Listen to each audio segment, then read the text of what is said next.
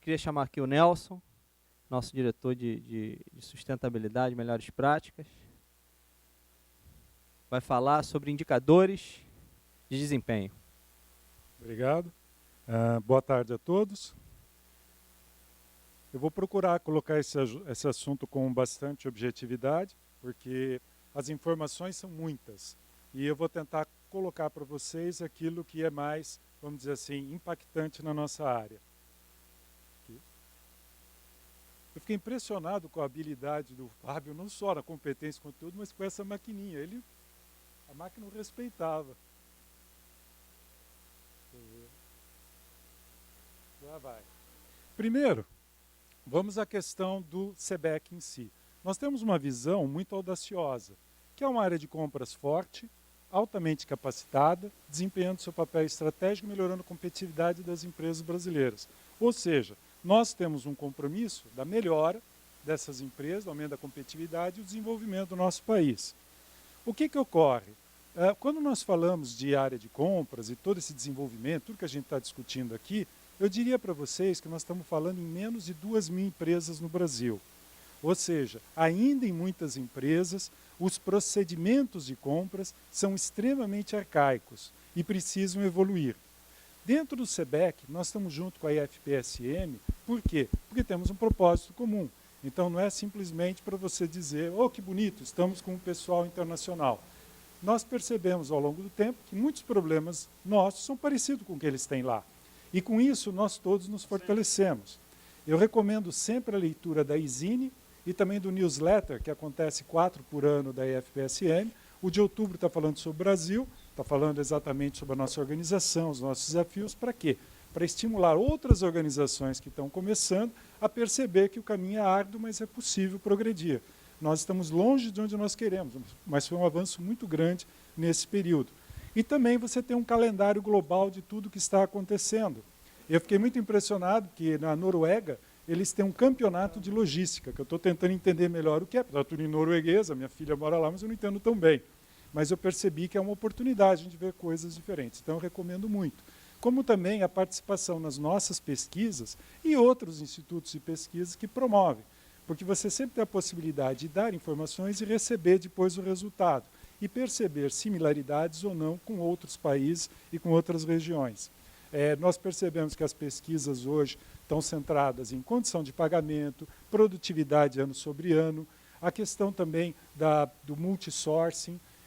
Temos também pesquisas voltadas a preços de MRO, preços de materiais de escritório, como eles se comportam em diferentes partes do mundo, pesquisas de análise de risco da cadeia de suprimentos. Então, tudo isso agrega muito valor para nós. Eu recomendo realmente que a gente use e abuse disso.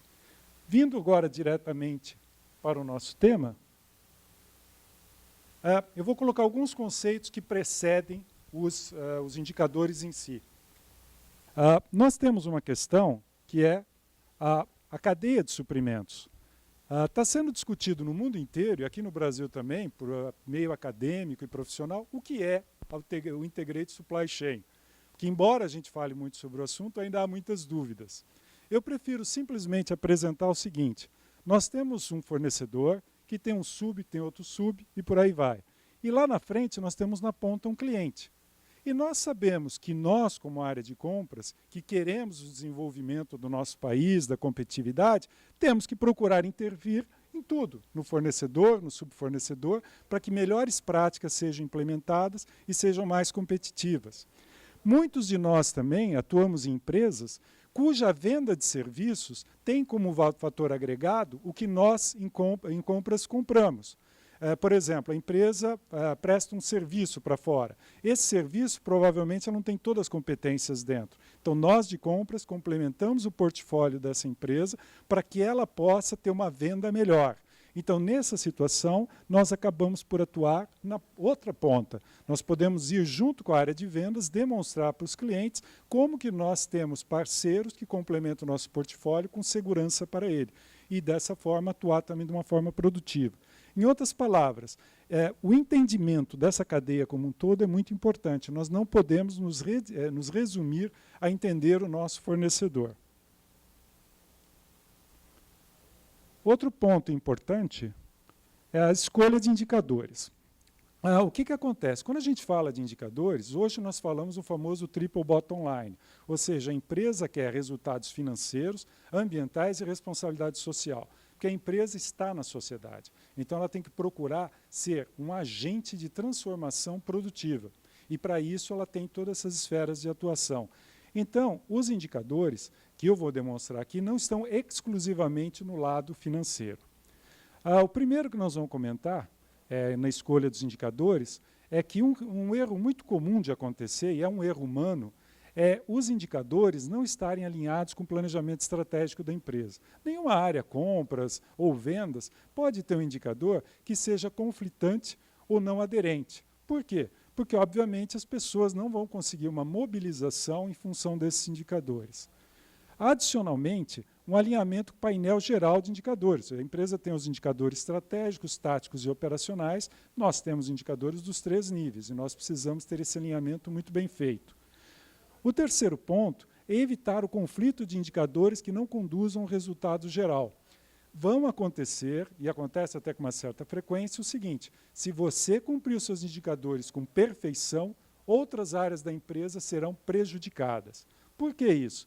Porque o processo é dinâmico, os indicadores são definidos num momento, que vale para o ano seguinte, e ao longo do ano acontece uma série de coisas. Um exemplo comum que eu já vi é a questão do estoque. Então, a área de suprimentos quer ter um estoque mínimo que seja o suficiente para manter as operações funcionando. E as áreas, às vezes, por um problema de planejamento interno, por um problema de variação de demanda absurda, o que ela necessita? De um pulmão maior para atender uma diversidade maior de produção. Então, nesse momento, a área de suprimentos tem que procurar realmente renegociar esse indicador. Por quê? Porque o entendimento geral é, se ela for muito bem, a empresa não irá tão bem assim.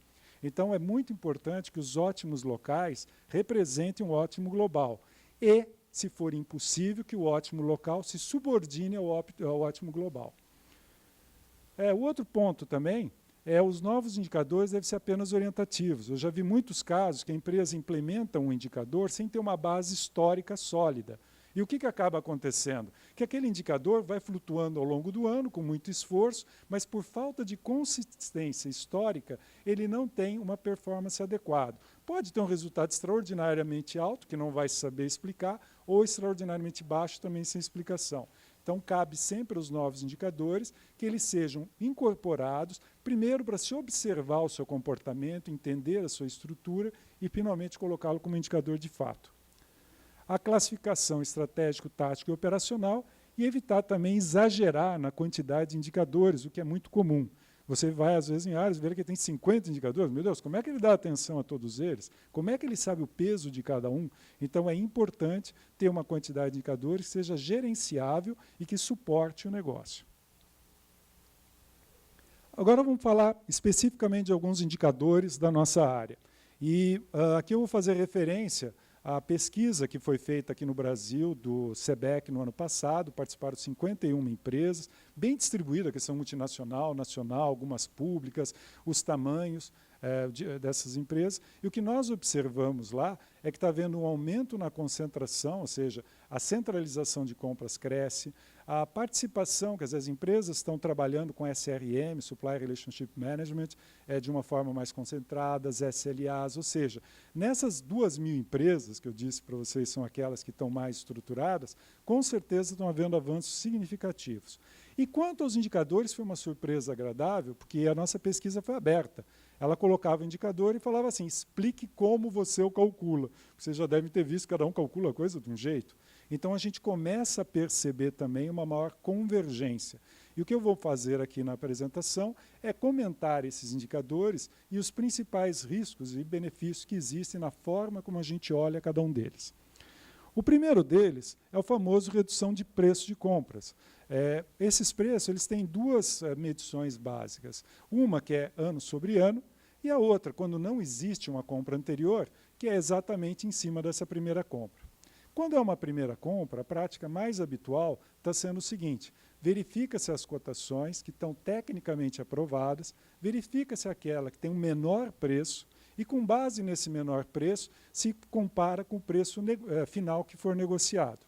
Isso é uma prática. Quando você vai para as compras repetitivas, com histórico, Aí o que normalmente se faz é verificar o ganho de ano sobre ano.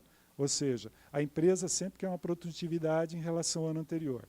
E aí tem duas classificações também. Há contratos que têm uma fórmula paramétrica, o que a gente nunca recomenda é esses índices, aí, como o Fábio estava mostrando, que não tem nada a ver. Quer dizer, você não pode pegar um índice que mede água e preço de cesta básica para indexar uma compra de cabo. Não, você deve ter uma fórmula paramétrica que represente efetivamente aquele grupo.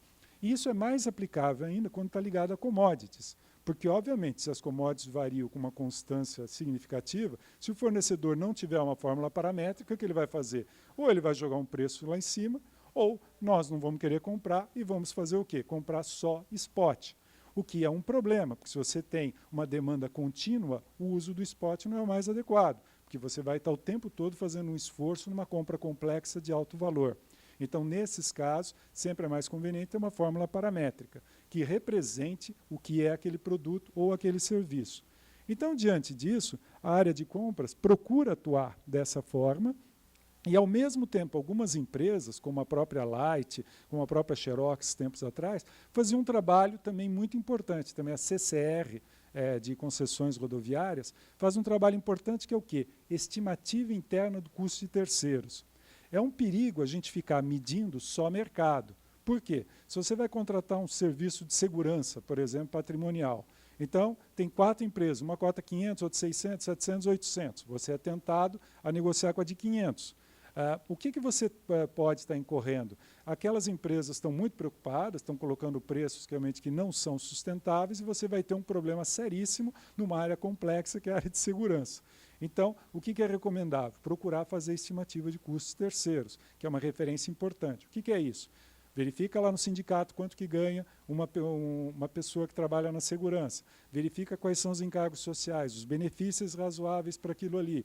Computa o que é uma despesa administrativa e comercial. Computa o que são custos implícitos nessa atividade que não são comuns a outros. Então, se a segurança, por exemplo, o cara tem que fazer teste de tiro, ele tem que ter colete de segurança. Então, você procura calcular quantos tiros ele vai ter que dar, o colete, rateia tudo isso e vê o preço. Se o cotaram de 500 ou 900 e você chegou em 400, ótimo, você tem muito campo para negociar. Se você chegou em 700, cuidado, porque você tem que ter uma negociação mais detalhada e mais profunda. Então, isso são mecanismos para ajudar que as reduções de preço sejam sustentáveis.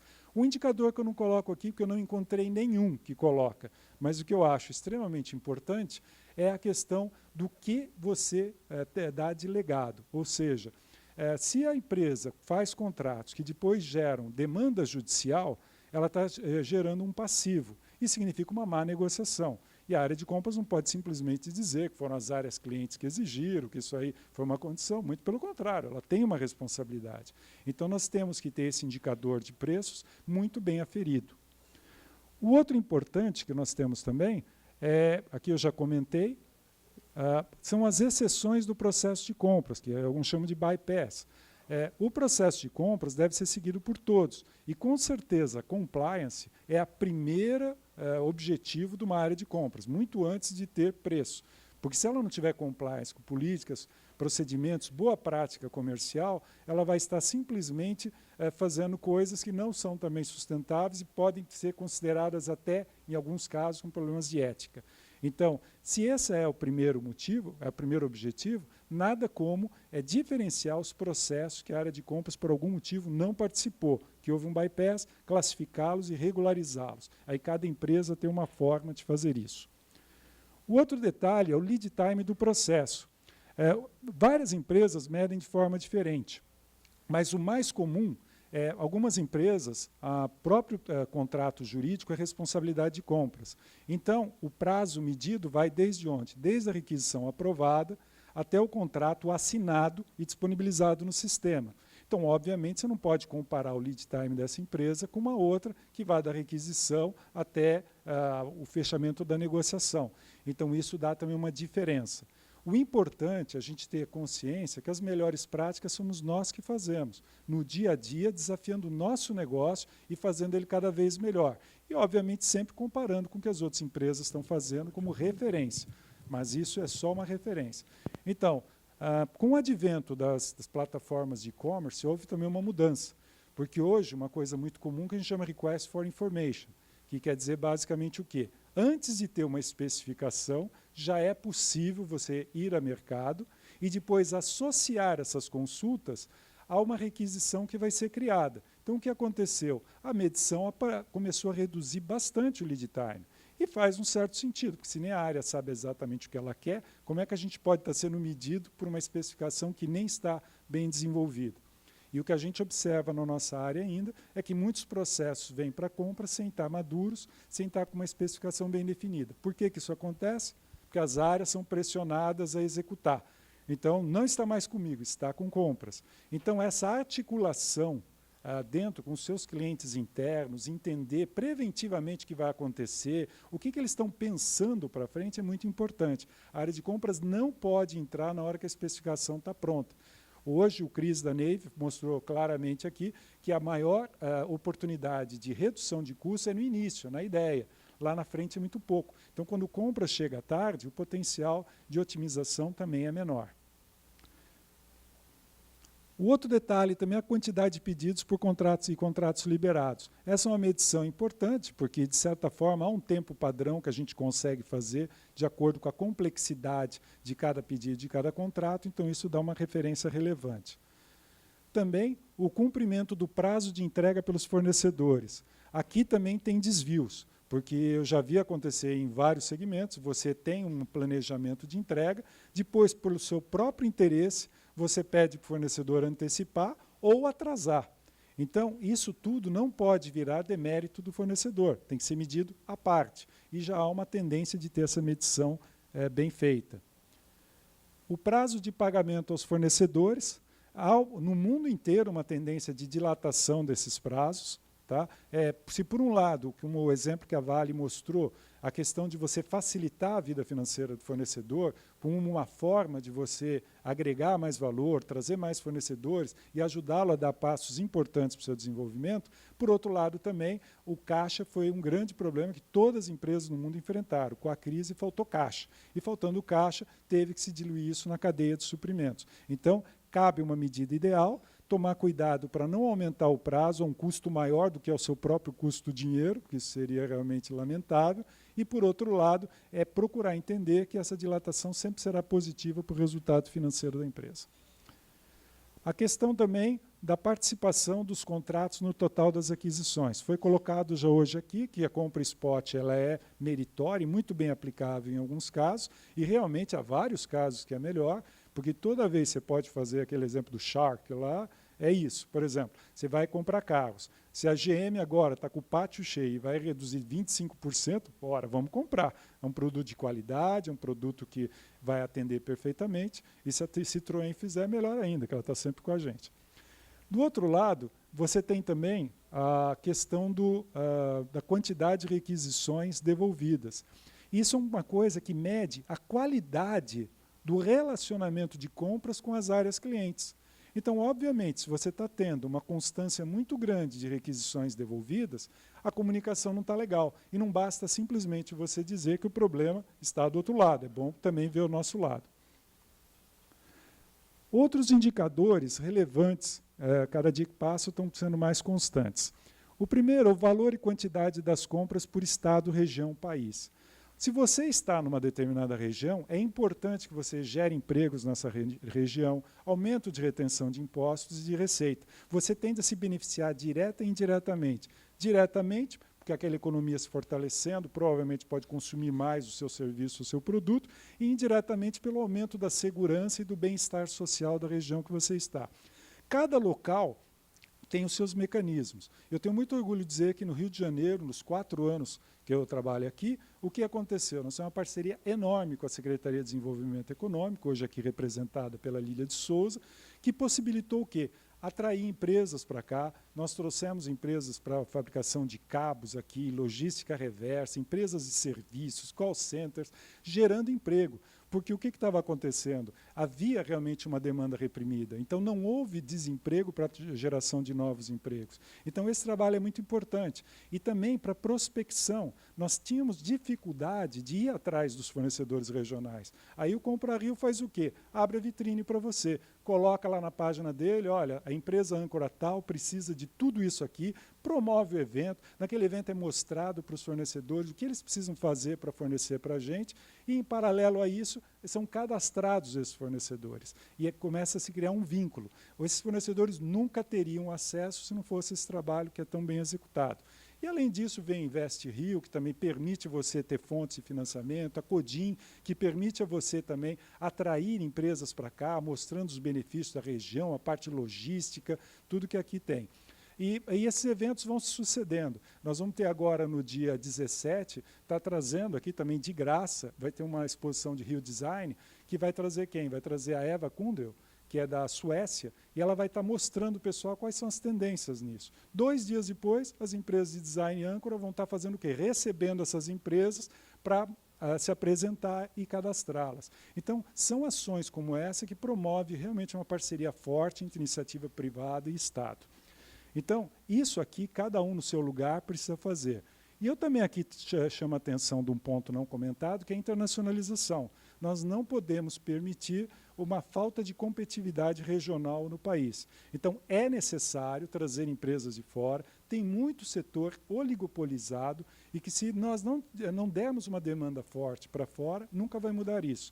Então, essas empresas de fora começam simplesmente fornecendo. Para fornecer mais, ele tem que ter um depósito aqui. Para fornecer mais, ele tem que ter uma fábrica aqui. Então, é um círculo virtuoso que leva a uma melhoria da competitividade e o desenvolvimento do país.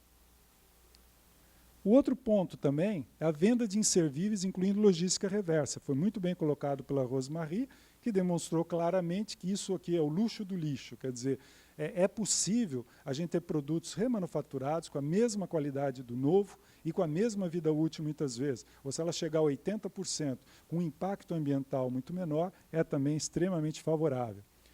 Outra coisa que é importante medir é a emissão de CO2, neutralização dos fornecedores e subfornecedores. É possível você fazer uma pesquisa com a sua cadeia de fornecedores para entender como são as emissões dele, comparar com as suas, ver o que cada um está fazendo, fazer workshops. Isso já foi colocado, tem a Carbon Disclosure Project, que faz um trabalho muito sério nesse sentido, e que é uma boa prática a gente fazer e medir isso.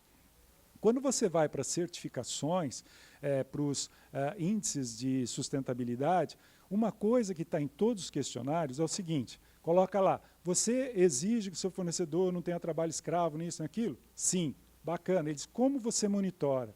Então, os mecanismos que a área de suprimentos tenha para poder investigar isso e verificar que aconteça na prática são muito importantes. E como é impossível visitar a todos, é preciso ter uma rede com todas as áreas da empresa para que quem está lá, seja a pessoa da área cliente, seja uma pessoa do tributário que tem que ir lá visitar para alguma coisa, esteja atento a esses assuntos, faça um checklist e dessa forma a gente assegure que os nossos fornecedores tenham boas práticas. Outro ponto importante é ações afirmativas e responsabilidade social e ambiental dos fornecedores.